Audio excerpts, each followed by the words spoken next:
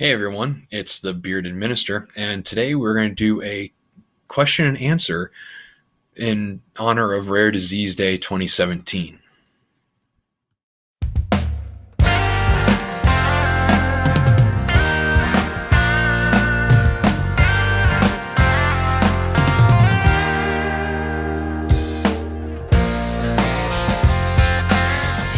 All right, everyone, here we go. Here's some questions. The first question I actually have from my brother. I have to pull it up on my phone. He has a series of questions for me. So my brother, who is Jason, he asks, the first question is, if you could ask one famous figure for advice, who would it be and why?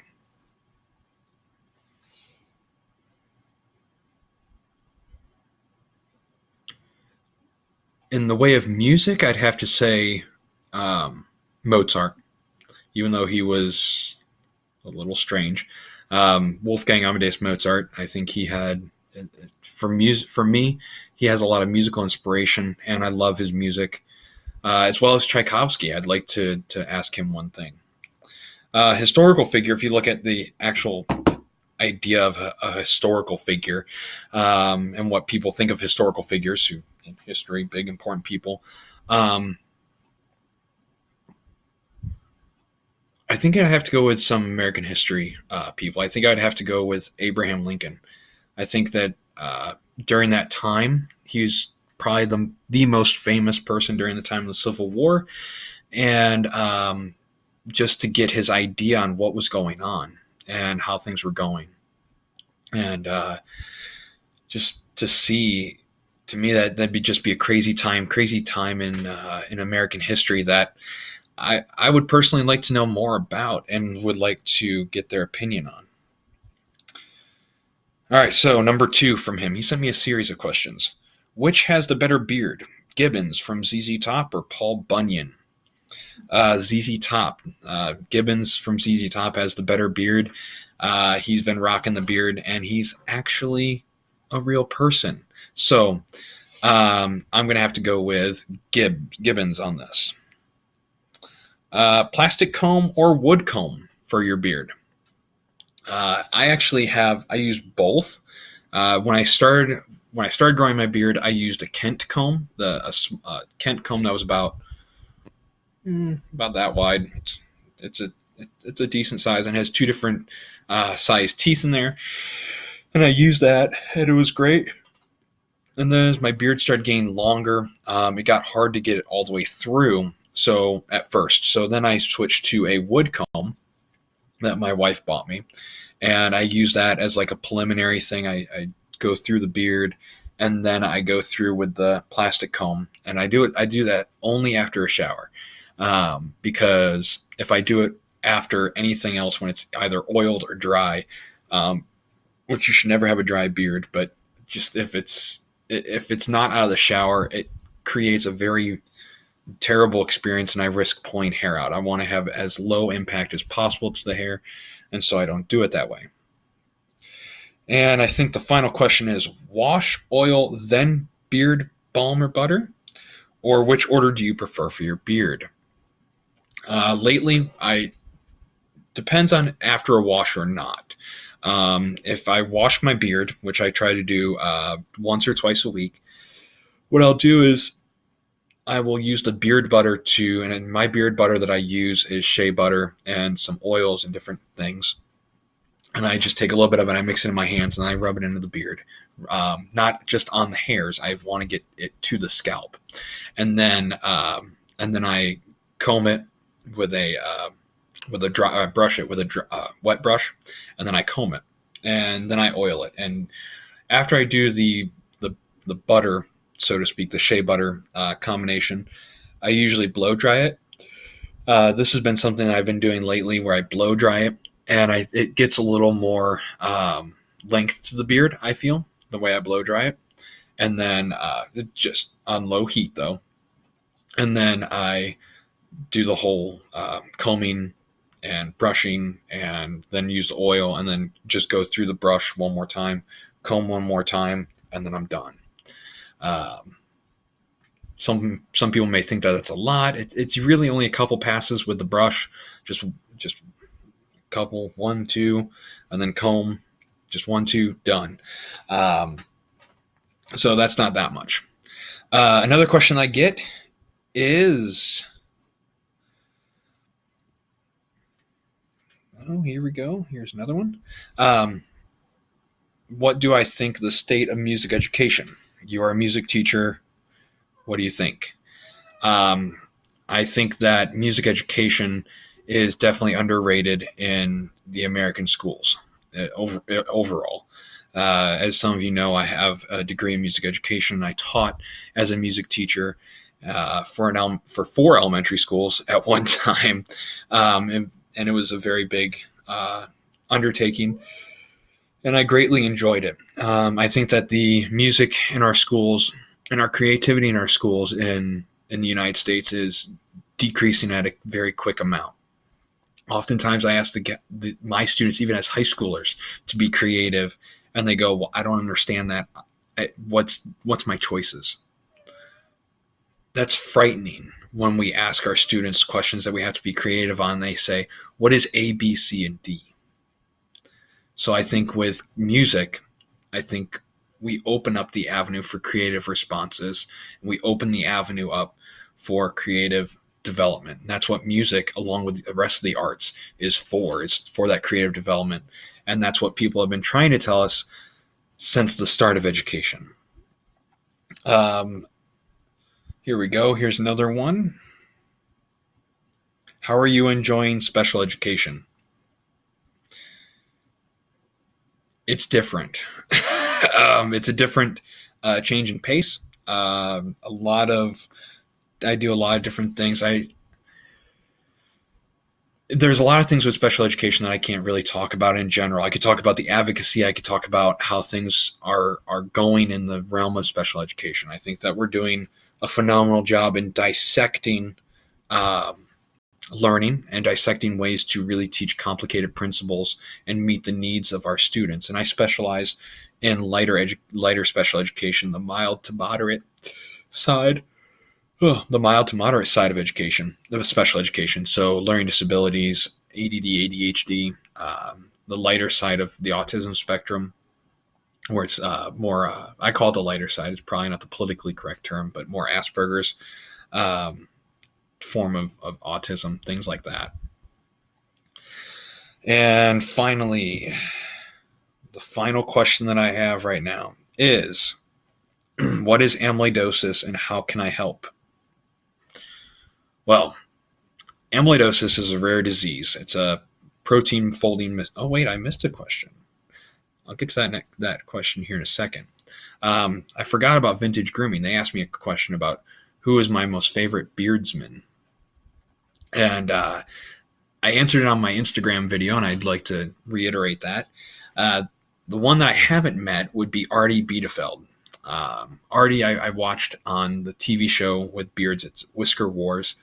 I didn't really care too much about the guys that were on there. I mean, they probably are really great guys. But Artie Biedefeld were some of the things that he said were just hilarious, and I think that and the things that he did with his hair, with his beard, was absolutely crazy. So I'd have to go with him.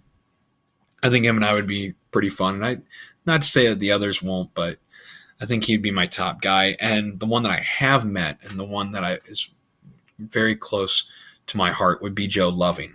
Joe Loving is a guy who just got announced recently as a member of Team Mad Viking, Beard USA. And they're going to, I'm assuming they're going to be going to nationals or internationals in Austin, Texas. There's a beard competition in Austin, Texas coming up this summer. He's a great guy, personal friend of mine. He's a really awesome guy. He grows his beard for his family, his children who've been impacted by a blood disorder. I'm not sure. Hemophilia is what it's called. And just a very generous guy, awesome mind in the way of marketing and things like that. He's given me some great ideas, which I hope to do fairly soon with this channel. So Artie Bielefeld and Joe Loving. And then I'll get back to the last question there that I was trying to answer, and I just remembered. Amyloidosis is a protein folding disorder.